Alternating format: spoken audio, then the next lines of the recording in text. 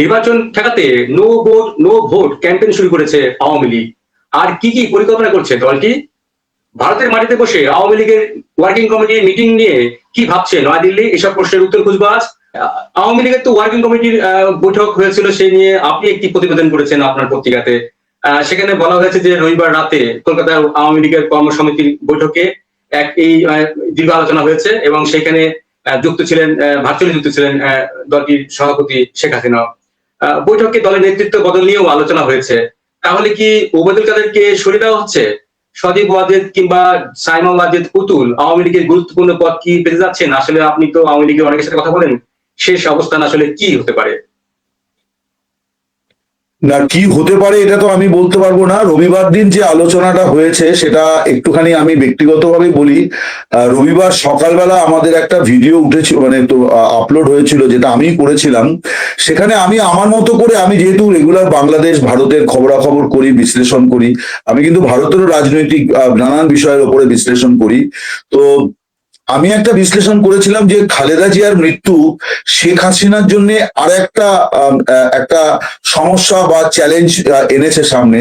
সেটি হচ্ছে যে তারা দুজন তো রাজনীতি করেছেন সমসাময়িক সময়ে এবং একে অপরকে রাজনৈতিকভাবে এবং অত্যন্ত কুরুচিকর ব্যক্তিগত আক্রমণও করেছেন। কিন্তু এখন তো বিএনপির শীর্ষ নেতৃত্ব বদল হয়ে গেছে। এখন তো তারেক জিয়া মানে শীর্ষ নেতা, এবং যা মানে অনুমান মনে করা হচ্ছে যে ভোট হলে পরে বিএনপি ক্ষমতায় আসবে, তারেক জিয়া প্রধানমন্ত্রী হবেন। তো তখন কি তারেক জিয়াকে রাজনৈতিকভাবে আক্রমণ করাটা শেখ হাসিনার পক্ষে কতটা শোভনীয় হবে, এটাও একটা বিষয়। তার কারণ তারেক জিয়াও তো প্রায় তার পুত্র সম, কারণ সজীব ওয়াজেদ জয়ের বোধহয় 55-56 বছর বয়স, তারেক জিয়ার 60 বছর বয়স, তো হাসিনার 78। তো স্বভাবতই এইটা একটা বিষয়। এই বিষয়টা নিয়ে আমি একটি ভিডিও করেছিলাম যে এইটা হচ্ছে হাই টাইম যে একটা আরো কিছু, মানে শেখ হাসিনা রিপ্লেসমেন্ট নয়, মানে তারেক জিয়াকে মোকাবিলা করার জন্য। তার কারণ দেখুন, ওবায়দুল কাদেরও তো অসুস্থ, জেনারেল সেক্রেটারি তিনি পদে আছেন কিন্তু অসুস্থ। তো এই সমস্ত কারণে আমি বলেছিলাম যে এটা আওয়ামী লীগের এখন একটা ভাবনার বিষয়, এবং নেতৃত্ব ইয়ের জন্য কি বলে, নেতৃত্ব নেওয়ার জন্য ক্রাইসিসটা হচ্ছে কিন্তু যে কোনো নেতার সবচেয়ে বড় কর্তব্য এবং দায়িত্ব। মানে আপনি সুদিনে নেতৃত্ব এলেন, এটার থেকে আপনি দুর্দিনে দলকে নেতৃত্ব দিচ্ছেন, এটা অনেক বেশি গুরুত্বপূর্ণ। তো এটা আমার ব্যক্তিগত অভিমত ছিল। কিন্তু আমি যেটা পরে শুনলাম যে রাত্রিবেলা যখন এই বৈঠকটি হয়, ভার্চুয়ালি বৈঠকটি হয়েছিল, সেখানে একজন সাংগঠনিক সম্পাদক, এটা আমি দায়িত্ব নিয়ে বলছি, আমার কাছে সুনির্দিষ্ট খবর আছে, কারণ আমি 3-4 জায়গা থেকে কনফার্ম করেই বিষয়টি বলছি। একজন সাংগঠনিক সম্পাদক তিনি এই প্রসঙ্গটি তোলেন যে তারেক জিয়া তো বা বিএনপির এখন মানে সুপ্রিমো, তো মানে আমাদেরও একটুখানি ওর সমবয়সী কাছাকাছি কোনো একজনকে সামনে আনা দরকার, যিনি রাজনৈতিকভাবে মোকাবিলা করবেন। তো এই প্রসঙ্গটি সেখানে আলোচনা হয়েছে, এবং এই বক্তব্যের সঙ্গে মানে অধিকাংশই, দেখুন মানে একটা বৈঠকে তো সবাই কথা বলে না, কিন্তু যারা বলেননি, আমি এরকম দুজনের সঙ্গে কথা বলেছি, তারাও কিন্তু এই মানে বক্তব্যটার সঙ্গে সহমত। তবে বৈঠকে একাধিক নেতা কিন্তু বলে যে এটা একটা সঠিক মানে আলোচনার বিষয়, সঠিক বিষয়, এটা নিয়ে আমাদের ভাবনা চিন্তা করা উচিত। তো এখানে যেটা হয় যে ওই সময়তে শেখ হাসিনা সংযুক্ত হননি, শেখ হাসিনা একটু পরে সংযুক্ত হয়েছেন। তো তাকে এটা কনভে করে দেওয়া হবে, এইরকমই আলোচনা ওখানে হয়েছে, যে তাকে এটা কনভে করে দেওয়া হবে যেরকম তারা মনে করছেন।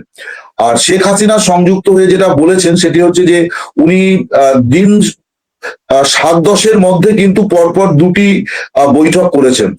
একটি বৈঠকে যেটা হয়েছে আলোচনা, যে সেটাও একটা ওয়ার্কিং কমিটির বৈঠক ছিল, সেখানে উনি বলেছিলেন যে দল যেন এই প্রচারটা করে যে আওয়ামী লীগ নির্বাচন বয়কট করছে না, আওয়ামী লীগ নির্বাচনে অংশ নিতে চায়, আওয়ামী লীগকে নির্বাচনে অংশ নিতে দেওয়া হোক।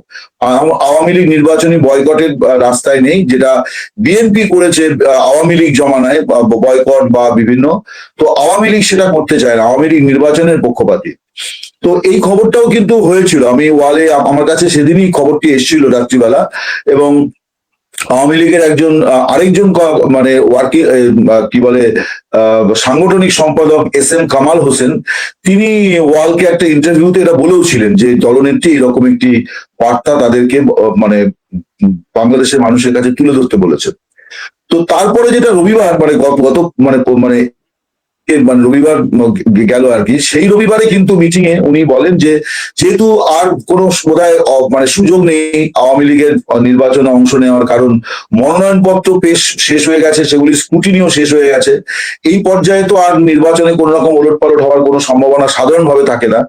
তো সভাপতি উনি বলেছেন যে আমরা যেহেতু নেই, ফলে আমাদের ভোটারদের আমরা বলবো তারা যেন বুথে না যান, যেটাকে আওয়ামী লীগ বলছে যে নো ভোট নো ভোট, অর্থাৎ নৌকো যেখানে নেই সেখানে আমরা ভোটে নেই। তো এইটা হচ্ছে তাদের প্রচার। এবার এইটা তারা কতটা এনশিওর করতে পারবে, কারণ এটা তো একটা রাজনৈতিক বাস্তবতার বিষয় যে গ্রাউন্ড লেভেলে কি সিচুয়েশন আছে। কিন্তু আওয়ামী লীগ তার মানে সমর্থকদের ভোটারদের বলছে যে আপনারা ভোট দিতে যাবেন না, এইটা তারা বলছে। আমার যেটা মনে হয় যে নির্বাচনটা ডিসক্রেডিটেড হয়ে যাবে এটা আওয়ামী লীগ ধরে নিয়েছে, যদি তাদের ভোটাররা না যায় তাহলে এইটা নিয়ে মানে নির্বাচনী ফলাফলে যারাই জিতুক না কেন তাদের নির্বাচনটা প্রশ্নবিদ্ধ হবে এবং খুব একটা গৌরবেরও হবে না, যেহেতু আওয়ামী লীগ অনেক বড় দল। এটা নিয়ে তো কোনো সন্দেহ নেই, তারা অনেক বেশি অপরাধ করেছে এই মুহূর্তে যেটা মনে হচ্ছে, সেটাকে যদি ধরেই নেওয়া হয় যে তারা অনেক অপরাধ করেছে, কিন্তু আবার এট দ্য সেম টাইম এটাও ঠিক যে তারা বাংলাদেশের বৃহত্তম দল।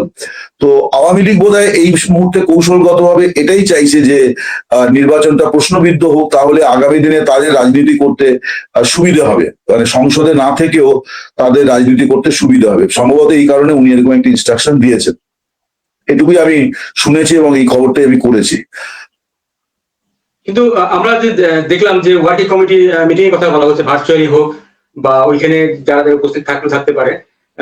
এই যে ভারতে বসে আওয়ামী লীগের কার্যক্রম চলছে, বাংলাদেশ সরকার বারবার এই বিষয়ে ভারত সরকারকে অনুরোধ করেছে যে শেখ হাসিনাকে চুপ থাকার বিষয় এবং সেখানে যেন কার্যক্রম না চালায়। এই যে আওয়ামী লীগের এই কার্যক্রম নিয়ে ভারত সরকারের আসলে কি ভাবছে বা সেই বিষয়ে কোন ধারণা দিতে পারেন কিনা? আসলে ভারত সরকারের কি অনুমতি নিয়েই করতে হয়, যে না নিজেরাই স্ব উদ্যোগে আওয়ামী লীগ এটা করতে পারে? না না, এটা নিয়ে ভারত সরকারের বক্তব্য ভারত সরকার ব্যাখ্যাও করেছে। প্রথমত হচ্ছে যে শেখ হাসিনা যে কথাগুলো বলছেন সেগুলো তো পাবলিক মিটিং নয়, এটা তো ঘরোয়া ওদের নিজস্ব মিটিং, অনলাইনে কানেক্টেড হয়ে তারা সংযুক্ত হচ্ছেন, সেটা তো কোনো অসুবিধে নেই, কারণ তিনি তো প্রকাশ্যে কোনো বক্তৃতা করছেন না।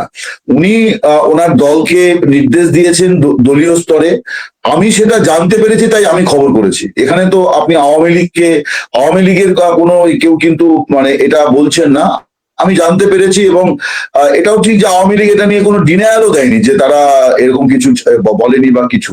আমি তো শেখ হাসিনা বলেছেন বলেই লিখেছি, অনেকের সঙ্গে কনফার্ম করে লিখেছি, কারণ আমাকেও তো আমার সাংবাদিকতার দায়িত্ব এবং এটা মর্যাদা রক্ষা করার বিষয় আছে।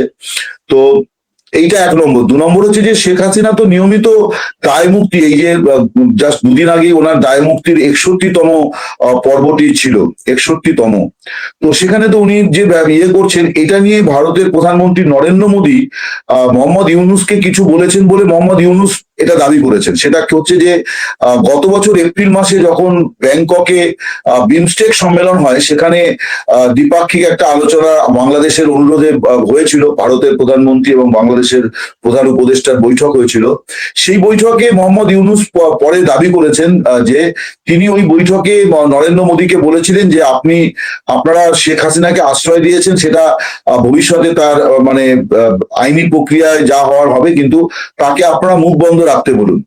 তো নরেন্দ্র মোদী নাকি এটাই উত্তর ওনাকে দিয়েছেন অ্যাকর্ডিং টু মোহাম্মদ ইউনুস, যে এটা শুনে নরেন্দ্র মোদী বলেছেন যে ভারতের সোশ্যাল মিডিয়াটা উন্মুক্ত, এটাতে সবাই তার নিজের কথা বলতে পারে, এটা সংশ্লিষ্ট প্ল্যাটফর্মের বিষয়। ভারত সরকারের এই ব্যাপারে ভারত সরকার কারো মুখ বন্ধ করে না।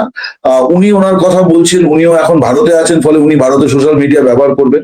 ভারতের সোশ্যাল মিডিয়া ব্যবহারে এইরকম কোনো নীতি নেই যে কাউকে বলা যে আপনি সোশ্যাল মিডিয়া থাকবেন না, এটা ভারতের নয়। আর আমি যেটা জানি যে ওরা যে ডোমেইনটা ব্যবহার করে সেটা ইন্ডিয়ান ডোমেইন নয়, সেটা অন্য কোনো দেশের ডোমেইন। আমি সেটা কোন দেশের আমি বলতে পারবো না, এটা আমার নিজস্ব খবর, ডোমেইনটাও আলাদা। ফলে এখানে আপনি ভারত সরকারকে কিছু মানে আইনত বলার কোনো অবকাশ নেই।